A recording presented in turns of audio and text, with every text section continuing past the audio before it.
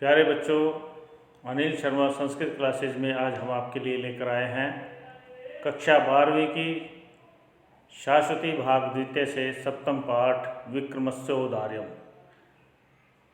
इसको हमने 2 भागों में विभक्त किया है, जैसे कि हमने और पाठों को भी किया था। तो इस पाठ को भी हम 2 भागों में पढ़ेंगे। तो आइए पहले भाग को पढ़ते हैं। तो सप्तम पाठ है 12वीं कक्षा का विक्रमस्य औदार्यम, विक्रम का औदार्य अर्थात विक्रम की उदारता। ये पाठ सिंहासन द्वार त्रिशंका नामक एक कथा संग्रह से लिया गया है। इसमें 32 मनोरंजक कथाओं का संग्रह है और इसमें गद्यमय, पद्यमय और गद्य पद्यमय ये तीनों प्रकार की कथाएं मिलती हैं। प्रत्येक कथा जो है धारा नगरी के राजा भोज को सुनाई जाती है और इसलिए राजा भोज का समय ही इन कथाओं का समय माना जाता है। 1800 से 63 ईस्वी के अंतर ये माना गया है। एक टीले की खुदाई में एक सिंहासन मिलता है और वह सिंहासन जो है राजा विक्रम का होता है। उसे राजा भोज अपने यहाँ ले आते हैं और एक शुभ मुहूर्त में उस पर बैठने की योजना बनाते हैं। तो जैसे वो सिंहासन पर बैठने के लिए जाते हैं तो उसमें जो 32 पुतलिकाएँ होती हैं वो एक एक करके राजा को उस सिंहासन पर बैठने से रोकती हैं और राजा विक्रम के गुणों की एक एक कथा सुनाती हैं और फिर उसको राजा भोज को पूछती हैं कि क्या आप इस सिंहासन पर बैठने के लायक हैं या नहीं। अगर आप राजा विक्रमादित्य के जैसे हैं तो आप इस पर बैठ सकते हैं, अन्यथा नहीं। तो इसी प्रकार 32 कहानियाँ वो 32 पुतलिकाएँ एक एक करके सुनाती हैं। तो इस पाठ में राजा विक्रम के उदारता से परिपूर्ण एक कथा सुनाई गई है, जिसमें राजा विक्रमादित्य जो है इस संसार को आसार बिना सार के देखकर एक सर्व दक्षिणा यज्ञ करते हैं और उसमें सब कुछ अपना दान कर देते हैं। तो ये उनकी उदारता है। और एक जो ब्राह्मण को वो समुद्र को आवाहन के लिए भेजते हैं, समुद्र को बुलाने के लिए, तो वह ब्राह्मण जो है 4 रत्न लेकर वहाँ से लौटता है और फिर उनकी जो गुणों की महिमा है वो राजा के सामने सुनाता है। तो राजा उसको एक रत्न उसमें से लेने के लिए कहता है, परंतु अपने घर पूछ कर बता दें कि बात कहकर चला जाता है। और जब घर में बताता है तो सभी अलग अलग रत्नों के लेने की बात करते हैं और उनमें झगड़ा होता है। तो वह ब्राह्मण राजा के पास आकर अपनी व्यथा कहता है कि मेरे घर में तो इस प्रकार से झगड़ा हो गया है। तो राजा की उदारता देखिए, वो चारों के चारों रत्न उसको दे देता है। तो ये है राजा विक्रम की उदारता। तो आइए इस पाठ को पढ़ते हैं। बड़ा ही ज्ञानदायक और मनोरंजक पाठ है, ये बड़ा ही इंटरेस्टिंग है। तो आइए पढ़ते हैं। पुनरपि राजा सिंहासने समुपेष्टु गच्छति ही। पुनरपि फिर एक बार राजा जो है सिंहासन पर समुपेष्टु गच्छति बैठने के लिए जाता है। फिर से राजा कौन? राजा भोज। फिर से राजा, यानी कि ये कहानियाँ चल रही हैं, बीच में से कहानी ली गई है। तो फिर से राजा सिंहासन पर बैठने के लिए जाता है। ततो अन्य पुतलिका समअवदत्। तो फिर एक अन्य पुतलिका उससे कहती है, भो राजन, हे राजा, एतत् सिंहासने तेनैव अध्यासितव्यम्। इस सिंहासन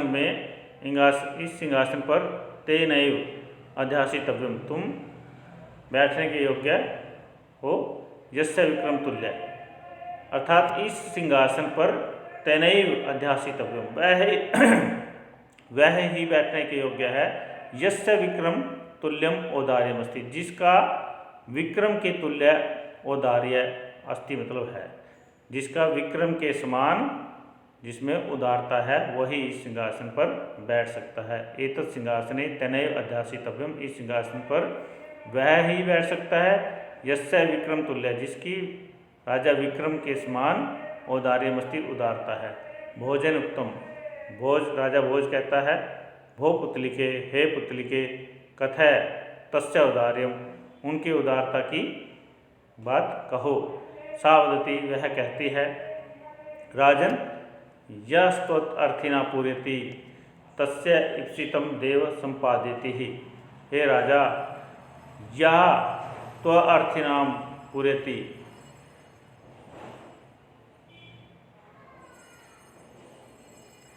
जो अर्थीनाम, जो मांगने वालों की इच्छाएं पूरी करनी होती है, तस्य ईप्सितम देवम संपादयति, वे ईप्सितम, वे जो मनचाही इच्छाएं हैं, वे देव यानी कि राजा विक्रम संपादयति, उसको पूरा करता है। अर्थात जो किसी के मांगने की इच्छाएं होती है, किसी कोई राजा के पास मांगने के लिए आता है किसी भी प्रकार की इच्छा लेकर, तो उसकी जो इच्छा पूरी करनी होती है तो वो राजा विक्रम ही पूरी करते हैं। यह च उक्तम, ऐसा कहा गया है। तो क्या कहा गया है? अब वो राजा के बारे में बताती है। राजा कैसा है? उत्साह संपन्नम दीर्घसूत्रम क्रिया विधिज्ञम व्यसनेश असक्तम शूरम कृतज्ञम दृढ़ निश्चयम च लक्ष्मी स्वयं वांछति वास हेतु। तो उत्साह संपन्न, जो उत्साह से संपन्न है, उत्साह से परिपूर्ण है, दीर्घ सूत्रम, जिसमें कार्य करने के लिए आलस्य नहीं है, अर्थात जो शीघ्रता से अपना कार्य संपन्न करता है, क्रिया विधिज्ञम, और जो क्रिया को जानता है, जो कार्य करने की विधि को जानता है, और व्यसनेषु आसक्तम, और जो व्यसनों में आसक्त, मतलब जिसकी आसक्ति नहीं है व्यसनों में, जो व्यसनों से दूर है। शूरम, जो शूरवीर है। कृतज्ञम, जो कृतज्ञ है, जो किसी के कार्य को, किए हुए को मानने वाला है। दृढ़ निश्चयम, और जिसका निश्चय दृढ़ है, मजबूत है। लक्ष्मी, तो लक्ष्मी जो है स्वयं वांछति वासितो, स्वयं ही उसके पास वास करने के हेतु, वासितो, वास करने के लिए स्वयं वांछती, उसके पास चली आती है। अर्थात जिसमें ये सारे गुण हैं, लक्ष्मी जो है स्वयं ही उसके पास चली आती है। तो क्या कहा है? उत्साह संपन्नम, जो उत्साह से परिपूर्ण है। दीर्घ सूत्रम, जो कार्य को शीघ्रता से पूर्ण करने वाला है। क्रिया विधिज्ञम, जो कार्य करने की विधि को जानने वाला है। व्यसनेषु अशक्तम, और जो व्यसनों से दूर है। शूरम, जो शूरवीर है। कृतज्ञम, जो कृतज्ञ है। दृढ़ निश्चयम, जिसका निश्चय दृढ़ है, जो पक्के इरादे वाला है, उसके पास जो है लक्ष्मी स्वयं वास है तो वांछती, वास करने के लिए अपने आप चली आती है, उसके पास ही लक्ष्मी रहना चाहती है।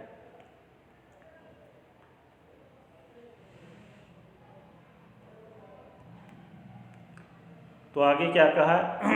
एवं सकल गुण निवास स विक्रमो राजा एकदा स्वमनम मनस्य चिंतित। तो देखिए, जो ऊपर के गुण बताए हैं वही यहाँ पर राजा विक्रम के बताए हैं। एवं सकल गुण निवास, इस प्रकार के इन सभी गुणों का निवास स्थान, अर्थात कौन? राजा विक्रम। वह राजा विक्रम एकदा, एक बार, स्वमनसी, अपने मन में अचिंत्यत, सोचने लगा। एक बार इसी प्रकार सकल गुण निवास, सभी गुणों का निवास स्थान, सभी गुणों से परिपूर्ण वह राजा विक्रम एक बार स्वमनसी अचिंत्यत, अपने मन में सोचने लगा। अहो असारो अयम संसारः, अरे अयम संसारा, ये संसार जो है, असार, बिना सार के है, सार से रहित है। कदा कस्य किम भविष्यति ही, कदा, कब, कस्य मतलब किसका, किम मतलब क्या, भविष्यति होगा, न ज्ञायते, नहीं जानते हैं। कब किसके साथ क्या होगा, न ज्ञायते, नहीं जानते हैं। यच्च पार्जितानां वित्तम तदपि दान भोगैर विना सफलम न भवति ही। तो क्या कहा है यहाँ पर? यत् च उपार्जितानां वित्तम, और जो उपार्जितानां, इकट्ठा किया करने वाले हैं, वित्तम, धन को इकट्ठा करने वाले हैं, तद भी, उनके जो धन की, दान भोगेर बिना, दान करने या भोग के बिना, सफलम न भवति, वह सफल नहीं होता। जो धन को इकट्ठा करने वाले हैं उनके लिए जो धन है वो दान के बिना या भोग के बिना सफल नहीं होता। तथा च उत्तम, और वैसे भी कहा भी गया है। उपार्जितानां वित्तानां त्यागे हि रक्षणं तटाकोदर संस्थानां परिवाह इव अम्बसाम्। उपार्जितानां वित्तानां त्यागे हि रक्षणं तटक उदर संस्थानां परिवाह इव अम्बसम्। तटक उदर संस्थान, जो जल का तालाब है उसमें इकट्ठा किया हुआ जल, तालाब में उदर, पेट में, उदर में, उसके बीच में, तालाब के बीच में गहराई में संस्थान, जो इकट्ठा किया हुआ जल है, इव अम्बसाम, अम्बसाम मतलब जल, जल जो है उसके अंदर इकट्ठा किया हुआ जो उसकी राशि है वो परिवाह, उसकी निकासी, ईव मतलब के समान, उसकी निकासी के समान, अर्थात जैसे तालाब में इकट्ठा किया हुआ जल है उसकी निकासी ही उसका सुरक्षित करने का एक उपाय होता है। ईव मतलब उसके समान ही उपार्जितानाम वित्तानाम, उपार्जित करने वालों का, इकट्ठा करने वालों का, धन इकट्ठा करने वालों का त्याग ही रक्षणम, उसका त्याग ही उसका रक्षण मतलब रक्षण है, उसकी रक्षा का उपाय है। अर्थात जैसे तालाब के बीच में जो जल की राशि है, उदर संस्थानम जल की राशि है, परिवाह उसकी निकासी के समान ही, मतलब उसकी निकासी के समान ही जो धन इकट्ठा करने वाले हैं उनके धन की रक्षा त्याग ही है और कोई उपाय नहीं है उसका। अपिच और भी कहा भी गया है, दातव्यम भोक्तम धन विषय संचय न कर्तव्य पश्येह मधुकरीणाम संचितार्थम हरंती अन्य। तो क्या कहा है, दातव्यम भोक्तम, धन विषय संचय न कर्तव्यम, दातव्यम दान देना, भोक्तम भोगना, धन विषय धन के विषय में, संचय न कर्तव्यम संचय नहीं करना चाहिए, अर्थात धन का संचय नहीं करना चाहिए, या तो दान दे देना चाहिए या भोग लेना चाहिए। क्या कहा है, धन विषय धन के विषय में संचय न कर्तव्यम, कभी भी संचय नहीं करना चाहिए, या तो उसका दान कर देना चाहिए या फिर उसका भोग कर लेना चाहिए। क्योंकि पश्य एह, यहाँ पर क्या है, पश्य एह, तो पश्य मतलब देखा, यह मतलब है इस संसार में, यह मतलब इस लोक में, पश्य मतलब देखा ही है। मधुकरेणाम संचितम अर्थम, मधुकरेणाम मधुमक्खियों का संचित मतलब इकट्ठा किया हुआ, अर्थम उनका धन, मधुमक्खियों का धन क्या है, उनका शहद है, वो उसी को इकट्ठा करती हैं। तो मधुमक्खियों का इकट्ठा किया हुआ धन जो है, हरंती अन्य ही कोई हर लेता है, कोई दूसरा ही उसको खाता है। तो इसलिए जो धन का संचय है वो नहीं करना चाहिए, या तो उसका दान कर देना चाहिए या भोग कर लेना चाहिए। क्योंकि इस श्लोक में देख रहे हैं मधुकरेणाम संचितम अर्थम हरंती अन्य, जो मधुमक्खियों का जो शहद है, जो उनका धन है, उसको अन्य ही कोई हर लेता है। इत्येवं विचार्य सर्वदक्षिणां यज्ञं कर्तुम उपक्रांतवान। इस प्रकार इतना विचार करके, इत्येवं विचार्य ऐसा ही विचार करके, सर्वदक्षिणां यज्ञम सर्वदक्षिणा यज्ञ कर्तुम करने के लिए जो है उन्होंने उपक्रांतवान सोचा, करने की ठान ली। तथा शिल्पी भी अति मनोहर मंडप कारितः, तथा तो फिर शिल्पी भी जो शिल्पकार हैं उनसे अति मनोहर बहुत ही सुंदर मंडप, जो यज्ञ का मंडप है, शिल्पकारों से अत्यधिक मनोहर बहुत ही सुंदर कारिता मतलब बनवाया। क्योंकि उन्होंने सर्वदक्षिणा यज्ञ करने का विचार कर लिया, तो उन्होंने क्या किया, फिर एक मंडप तैयार करवाया। ततः शिल्पी भीर अति, तो शिल्पकारों से अति मनोहर मंडप, बहुत ही सुंदर मंडप कारिता मतलब तैयार करवाया, बनवाया। सर्वापि यज्ञ सामग्री समाहरिता, और सर्वापि यज्ञ सामग्री, और सारे की सारी यज्ञ सामग्री जो यज्ञ में काम आने वाली सामग्री है, समान है, समाहरिता इकट्ठी कर ली। देव मुनि गंधर्व यक्ष सिद्ध आदित्य समाहुता, और देवताओं को, मुनियों को, गंधर्व को, यक्ष सिद्ध आदि को समाहुता मतलब बुला लिया गया, उनको सबको बुला लिया। तस्मिन् अवसरे समुद्र आह्वानार्थम कश्चित् ब्राह्मणः समुद्र तीरे प्रेषितः। तस्मिन् अवसरे इस अवसर पर, समुद्र आह्वानार्थम समुद्र के आवाहन के लिए, उस अवसर पर समुद्र के आह्वान के लिए कश्चित् ब्राह्मण किसी ब्राह्मण को समुद्र तीरे प्रेषितः, समुद्र के पास, समुद्र के किनारे प्रेषिता मतलब भेजा। तो क्या कहा, तस्मिन अवसरे उस अवसर पर समुद्र आह्वानार्थम, समुद्र का आवाहन करने के लिए, समुद्र को बुलाने के लिए, कश्चित ब्राह्मण, किसी ब्राह्मण को समुद्र तीरे, समुद्र के किनारे प्रेषिता मतलब भेजा।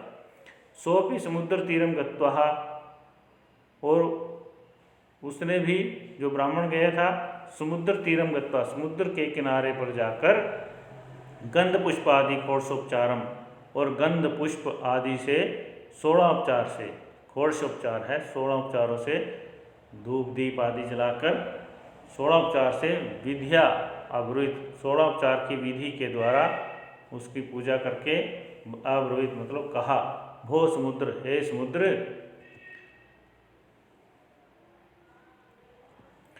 विक्रमार्को राजा यज्ञम करोति, विक्रमार्को राजा, राजा विक्रम यज्ञम करोति, यज्ञ करता है, यज्ञ कर रहा है, यह राजा विक्रम जो है यज्ञ कर रहा है।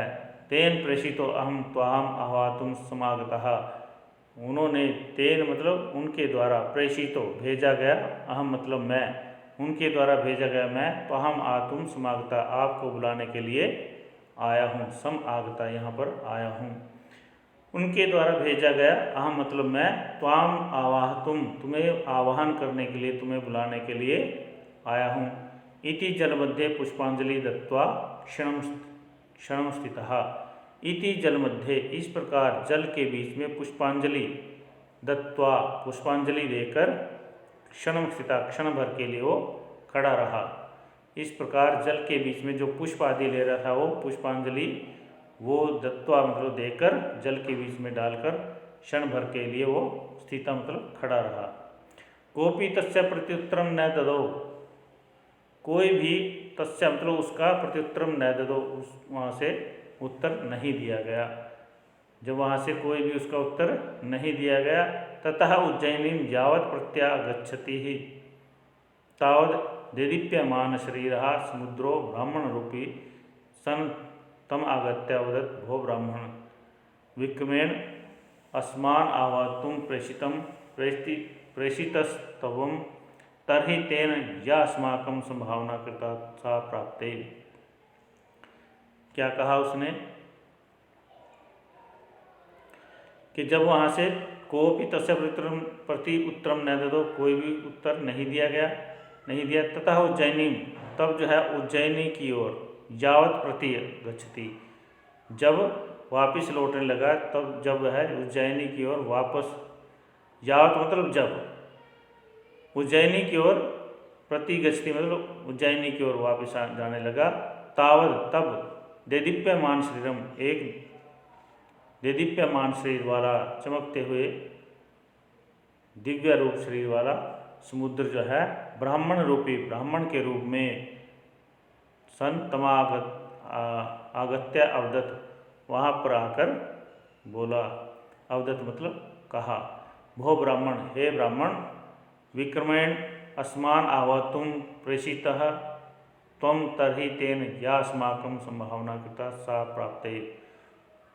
तो यहाँ पे क्या है देखिए, उस ब्राह्मण ने षोडशोपचार से उसकी पूजा की, और फिर उसने वो पुष्पांजलि जो है जल में डाल दी, लेकिन क्षण भर के लिए वो खड़ा रहा और उसकी समुद्र की तरफ से कोई भी उत्तर नहीं आया। तो वह तथा उज्जयिनी यावत प्रत्यगसी, तो वह उज्जयिनी की ओर वापस जाने लगा। तभी देदीप्यमान शरीर, एक दिव्य शरीर वाला समुद्र जो है, ब्राह्मण रूपी, ब्राह्मण के रूप में, तम आगत्यावदत, वहाँ पर आकर बोला, भो ब्राह्मण, हे ब्राह्मण, विक्रमेण अस्मान आहोतुम, विक्रम ने अस्मान आहोतुम, हमें बुलाने के लिए, प्रेषितः त्वं, तुम्हें भेजा है। तो तभी मतलब, तो तेन या अस्माकम संभावना, तो जो उन्होंने अस्माकम हमारे लिए संभावना की है, कृतः मतलब जो संभावना हमारे लिए की है, सा प्राप्त हुआ, हमने प्राप्त कर ली, अर्थात जो उन्होंने हमारे पूजा वगैरह के लिए आपको भेजा है वो हमने प्राप्त कर ली। एतदेव सुहृदो लक्षणम यत समय दान मानादि क्रियते हैं। एतदेव सुहृदो लक्षणम, ये ही एक अच्छे मित्र के लक्षण होते हैं। यत समय, जो समय पर दान मान आदि से क्रियते, दान मान आदि के द्वारा करता है। अर्थात उसने जो है कहा भी जो उसने संभावना मानकर उसने आपको भेजा है, अब मित्र के पास किसी ने भेजा जाता है भाई वो मेरी बात को मानने का और आएगा, तो जैसी उसने संभावना की है वैसी हमने उसकी प्राप्त कर ली है। तो ये एक अच्छे मित्र के एतद्देव सुहृदो लक्षण, ये एक अच्छे मित्र के लक्षण होते हैं। यद समय दान मान आदि कृत्य, जो समय पर दान और मान के द्वारा वो जो है करता है। उक्तम च, और कहा भी गया है, क्या कहा है, ददाति प्रतिगृहणाति गुह्यम आख्याति पृच्छति ही भुंक्ते भोज्यते चैव खड्विदम प्रति लक्षणम। जो ये मित्र के लक्षण कहे हैं, प्रीति के लक्षण कहे हैं, क्या, ददाति जो देता है, प्रतिगृहणाति और बदले में जरूरत पड़ती है तो वो ले भी लेता है, मांग भी लेता है, गुह्यम आख्याति और जो अपने रहस्यों की बात जो है वो बताता है, और पृच्छति और अपने मित्र से पूछ भी लेता है, पूछता भी है, भुंक्ते जो खिलाता है, भोज्यते और खाता है, खाता है और भोज्यते खिलाता है, च एवं खड्विदम, ये जो 6 प्रकार की हैं ये प्रीति लक्षण, ये प्रेम की लक्षण है। ये 6 प्रकार के प्रेम के लक्षण है, जो देता है बदले में जरूरत पड़ने पर ले लेता है, गुह्यम आख्याति जो रहस्य की बातें हैं वो बताता है और पूछ लेता है, भुंक्ते भोज्यते जो खाता है और खिलाता है। ये जो 6 प्रकार के हैं ये प्रेम के लक्षण है, ये 6 प्रकार की प्रीति के लक्षण हैं। दूरस्थितानां मैत्री नश्यति समीपस्थानां वर्धते इति न वाच्यम। अब क्या कहा है, दूरस्थितानां मैत्री नश्यति, दूर स्थित रहने पर मैत्री नश्यति नष्ट हो जाती है, समीपस्थानां वर्धते और समीप रहने पर वर्धते बढ़ती है, इति न वाच्यम यह ठीक नहीं कहा है। अर्थात किसी ने कहा है कि दूर स्थित रहने पर मैत्री नश्यति, मित्रता नष्ट हो जाती है, और समीप रहने पर बढ़ती है, इति न वाच्यम यह ठीक नहीं है। क्यों? क्योंकि गिरो कलापी गगने पयोदो लक्षांतरे अर्कश्च जले च पदम इंदुर द्विलक्षे कुमुदस्य बंधुर्यो यस्य मित्रम न ही तस्य दूरम। गिरो कलापी, गिरो गिरो यानी कि पहाड़ पर, कलापी यानी कि मोर, पहाड़ पर मोर, गगने पयोदो और आकाश में बादल। अब मोर और बादल का क्या रिश्ता है, आप सबको पता है कि बादलों को देखकर जो है मोर नाचने लग जाता है, उसको खुशी होती है। तो पहाड़ पे, पहाड़ों पर जो मोर है और आकाश में बादल है, कितनी दूर है, लेकिन फिर भी वो मित्रता जो है उनकी इस प्रकार खुशी प्रदान करती है। लक्षांतरे अर्कश्च जले च पदम, और लक्षांतरे लाखों योजन दूर अर्क, अर्क यानी कि सूर्य, लाखों योजन दूर सूर्य है, और जले च पदम और जल में कमल है, और कमल किसको देख के खिलता है, सूर्य को देखकर खिलता है। तो यहाँ भी इनकी मित्रता दूर रहने पर भी प्रतिभा उसकी वो खुशी का लक्षण जाहिर हो रहा है। इंदुर द्विलक्षे कुमुदस्य बंधुर्यो, और इंदुर द्विलक्षे कुमुदस्य, इंदु जो चंद्रमा है, द्विलक्षे 2 लाख योजन दूर है, कुमुदस्य कुमुद से, कुमुद नामक फूल से, कमल से, इंदु जो है कुमुद के फूल से 2 लाख योजन जो है किलोमीटर, 2 लाख योजन दूर है। बंधुर्यो यस्य, जो जिसका बंधु होता है, मित्र, न ही तस्य दूरम, वह उससे दूर नहीं होता, न ही तस्य दूरम, वह उससे दूर नहीं होता है। यो यस्य मित्रम, जो जिसका मित्र होता है, जिसका बंधु होता है, वह न ही तस्य दूरम, वह उससे दूर नहीं होता है। तो प्यारे बच्चों, इस भाग में इतना ही, शेष पाठ हम पढ़ेंगे द्वितीय भाग में। तो आज के लिए इतना ही। तो अब आपने लाइक, शेयर और सब्सक्राइब जरूर करना है। धन्यवाद।